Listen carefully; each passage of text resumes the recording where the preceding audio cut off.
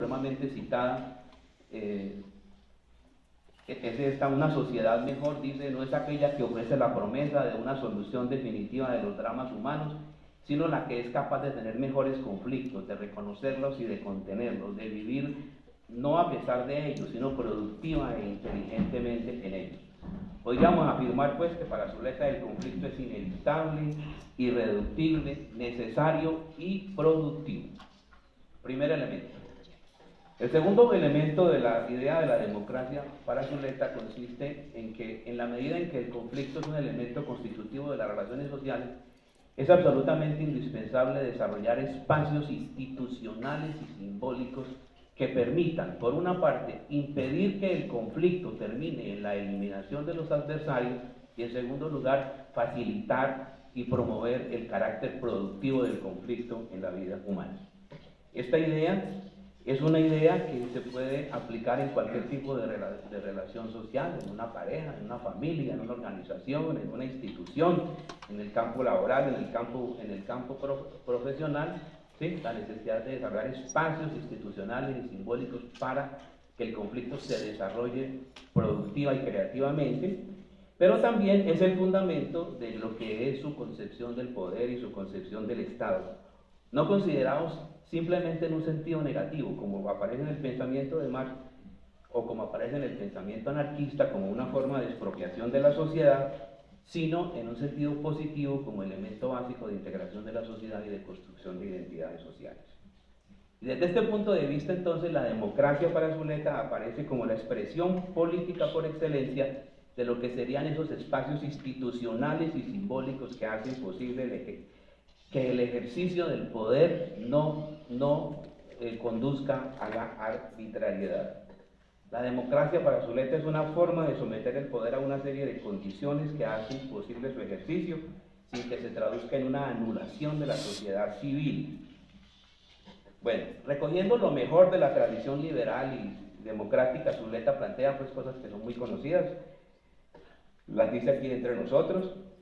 El ejercicio del poder tiene que estar establecido en unas reglas constitucionales claras que limiten sus posibilidades y sus limitaciones.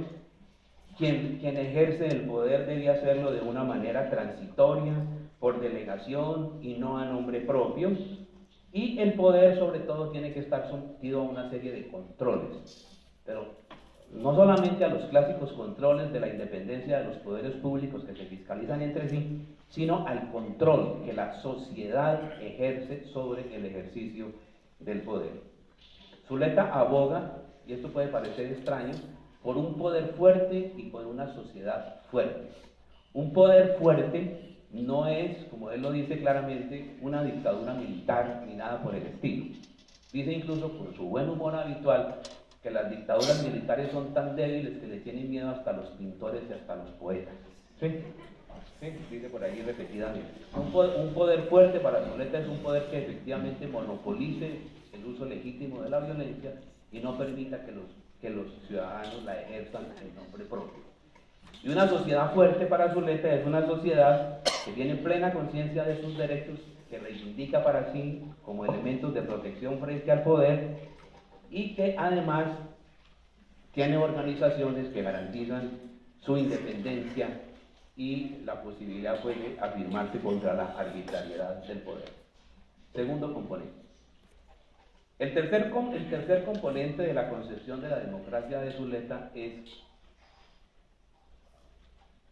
una dialéctica particular que él establece en la idea entre igualdad y diferencia. ¿Sí? La palabra democracia por lo general se asocia con la palabra igualdad y con la palabra mayoría. Pero desde este punto de vista, si la democracia se convierte, desde este punto de vista, la democracia entendida simplemente como igualdad y como mayoría, se convierte en una ideología política, en una forma de dominación, de explotación y de encubrimiento, tal como lo señala Marx en muchas partes. Zuleta dice que ninguna sociedad ha realizado el ideal democrático de la igualdad. Le agrego yo, así los chinos en algún momento les diera por vestirse de azul y usar el camisón del mismo modelo, que eso ocurrió efectivamente en los años 80, ninguna sociedad ha realizado eso. Lo que nos encontramos efectivamente, dice Zuleta, es con la existencia de una inmensa cantidad de desigualdades en todos los campos, económicos, sociales, de género, étnicos, de generaciones, de habilidades, de posibilidades, de oportunidades y demás. Y la democracia se convierte en una simple ideología cuando tratan de convencernos de que somos libres e iguales y tenemos las mismas oportunidades. Zuleta decía, también con su humor habitual, de que los únicos que nacen libres e iguales son los gorriones y por consiguiente no necesitan tener derechos. Y en este sentido, como crítica a la ideología de la democracia como igualdad, Zuleta suscribe claramente la crítica que más hace a la democracia. Igualmente, la democracia no se puede identificar con la ley de las mayorías. Como dice la gente, ¿no? Vivimos en un país, somos mayoría, vivimos en un país democrático, dicen los niños como están jugando. Zuleta dice que si la democracia se identificara con las mayorías, el régimen de Hitler se podría considerar como un régimen democrático porque fue elegido por la mayor parte de los alemanes en 1933. También en este caso la democracia se convierte en una forma de dominación y de encubrimiento, en una especie de estado de opinión, entre comillas, en el que las mayorías aplastan a las minorías. Ya saben a qué me refiero. Por el contrario, uno de los puntos de partida fundamentales de la democracia para Zuleta es el reconocimiento efectivo de que las desigualdades y las diferencias están presentes en todo tipo de sociedad. Y en este sentido, una democracia se define no por la manera como interpreta la diferencia, por el valor que asigna a la desigualdad y por el derecho de expresión y de participación que concede a las minorías. Zuleta dice que el derecho a la diferencia es el primero y el más importante de todos los derechos. Sin embargo, el reconocimiento de la diferencia solo se logra en el marco del respeto por el otro. Y el respeto por el otro tiene como precondición una presunción de igualdad que se puede tomar incluso en el sentido jurídico de la palabra. Solo es posible el respeto en el marco de la igualdad, pero no ya la igualdad considerada como un hecho, que es lo que él ha criticado y lo que más critica, sino la igualdad considerada como un ideal de la vida colectiva, como una aspiración que a la manera del imperativo categórico kantiano se debe llevar siempre en la intención, así su realización no siempre sea posible. Por consiguiente, el reconocimiento de las diferencias solo es posible en el marco de un imaginario político de la igualdad. La única manera, dice Zuleta, para que las diferencias no se conviertan en pretextos de dominación es que se interpreten en el marco de una presunción de igualdad. Los hombres y las mujeres somos diferentes, pero eso no quiere decir que esas diferencias se pueden convertir en razones para establecer un dominio del hombre sobre la mujer. Si las diferencias se viven en el marco de una presunción de igualdad, se puede entonces desarrollar su carácter productivo y creativo en la medida en que el respeto por el otro sea la norma que se imponga. En síntesis, pues, la democracia para Zuleta tiene sentido en una dialéctica entre igualdad, entendida como ideal colectivo, no como un hecho, y la diferencia como una situación inevitable e insuperable de cualquier tipo de sociedad y de cualquier tipo de relación humana. Desde este punto de vista, de la democracia, entendido como reconocimiento de la igualdad y de la diferencia en el marco de la igualdad, la democracia sería entonces el mejor antídoto contra la guerra, entendiendo que la guerra lo que propone es precisamente la eliminación de las diferencias y la fusión de todo el mundo en una especie de comunidad imaginada, como lo expresa él muy bien pues, en el pequeño artículo que llama sobre la guerra, en que nos dice que la guerra es una fiesta, ¿sí? Una fiesta en que todas las diferencias desaparecen, porque ahora somos solo uno y solamente uno y estamos unidos.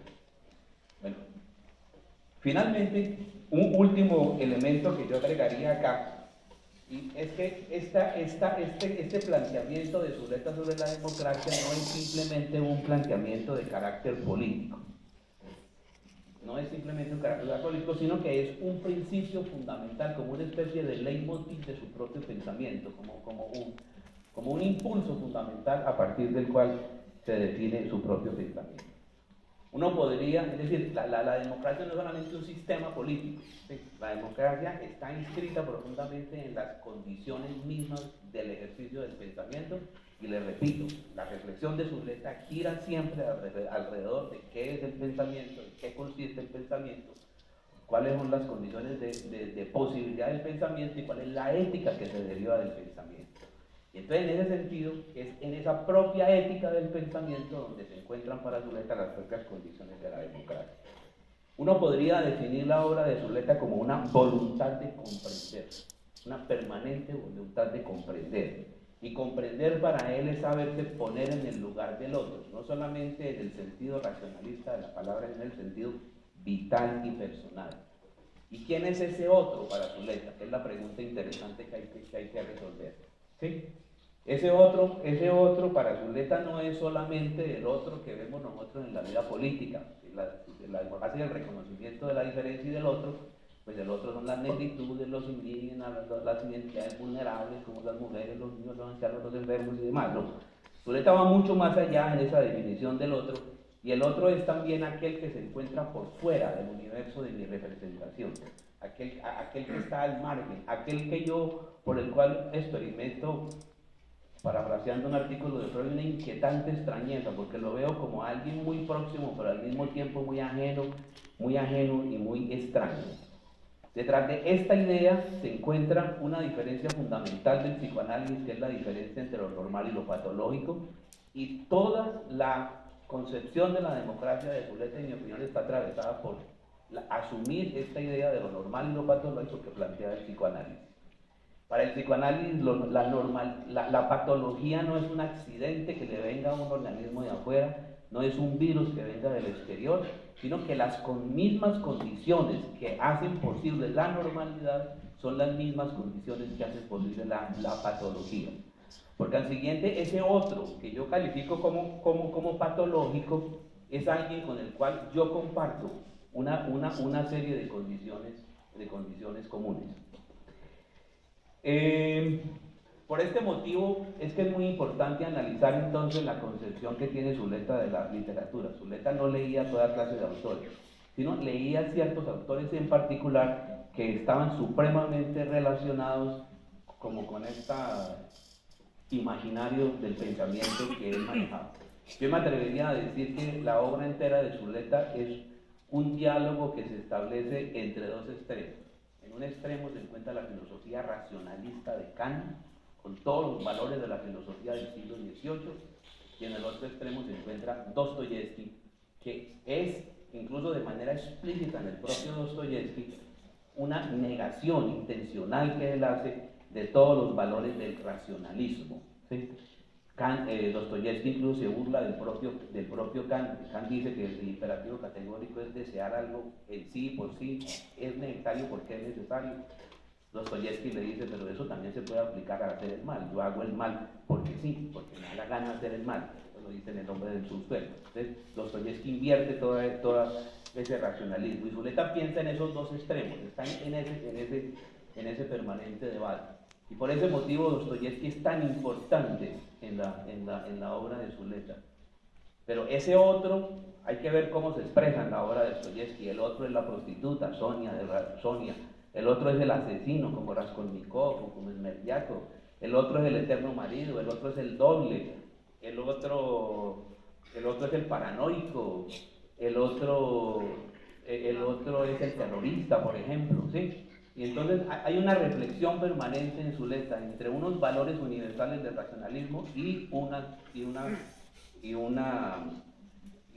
consideración de todas aquellas situaciones humanas en las cuales esos valores racionalistas se encuentran profundamente negados.